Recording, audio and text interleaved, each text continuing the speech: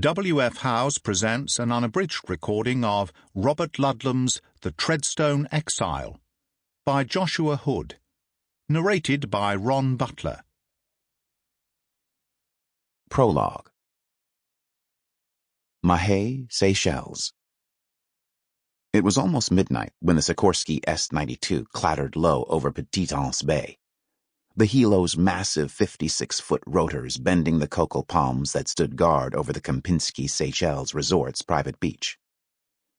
In the back of the helicopter, André Cabot sat comfortably ensconced in the Corinthian leather seat, gray eyes playing over the $1,000 bottle of 18-year-old Yamazaki single malt sitting in the chair beside him. He'd discovered the aged Japanese whiskey the week before, while on business in Macau, and while Cabot didn't think it was anything special, his hosts could talk about nothing else. "You should buy a bottle, take it with you to Mahé," one of them said.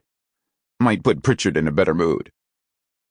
The comment sent the rest of the table into stitches, and while Cabot didn't get the joke, it was obviously at his expense.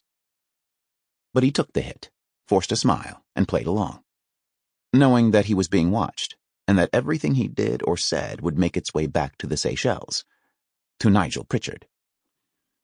Cabot had been thinking about the conversation ever since, replaying every detail in his mind. His initial confusion at the laughter, followed by the spark of anger that came when he realized they were laughing at him. A month ago, they wouldn't look me in the eye. Now they dare disrespect me in public. The rage rushed through his blood like a flame up a fuse. But before it could ignite his notoriously vicious temper, it was tamped by the same question that was plaguing him now. Did the men at the table know something that he did not? As the founder and CEO of Dark Cloud Cybersecurity, Cabot had made both his name and his fortune by unearthing the secrets the rich and powerful paid millions to keep hidden. He'd hacked governments, rigged elections, and stolen corporate secrets from Fortune 500 companies, all without leaving a trace, and the thought that somewhere out there was a question that he couldn't answer haunted his dreams. Cabot had made inquiries and used his network of spies, hackers, and snitches to get a sense of what might be going on, but both the streets and the digital ether were silent. No matter how many times he asked the question, the answer was always the same. No problems here. Business as usual.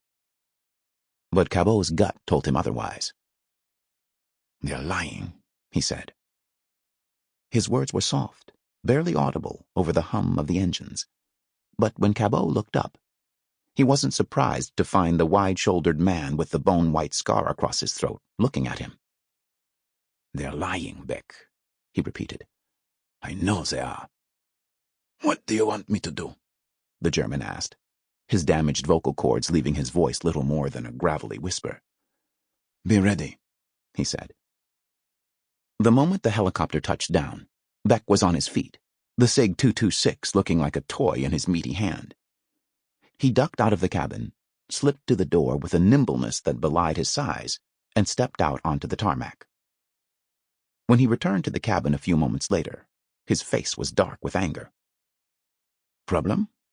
Cabot asked. "He didn't send a car." Business, like war, was all about keeping your enemy off balance, and Cabot, seeing the play, instinctively knew what Nigel was trying to pull. "Call the heliport. Have them send the shuttle," he said, moving to the walnut cabinets built into the bulkhead. "Of course," Beck replied. While the German made the call, Cabot punched his code into the keypad and waited for the muted click of the magnetic lock before opening the panel. Inside were a pair of safes. One was for storing the cash and other valuables Cabot used to pay off the government officials and customs agents he encountered while conducting business abroad. The other one was for everything else. He opened the second safe, selected a Glock 42 from the weapons inside, racked around into the chamber, and dropped the pistol into his coat pocket. By the time he closed the safe and secured the panel, Beck was waiting, a silver briefcase handcuffed to his wrist. "Let's get this over with," Cabot said, starting toward the cockpit. "What about the bottle?" the German asked. He contemplated leaving it there, but knowing that Nigel would have already been advised Sample complete. Ready to continue?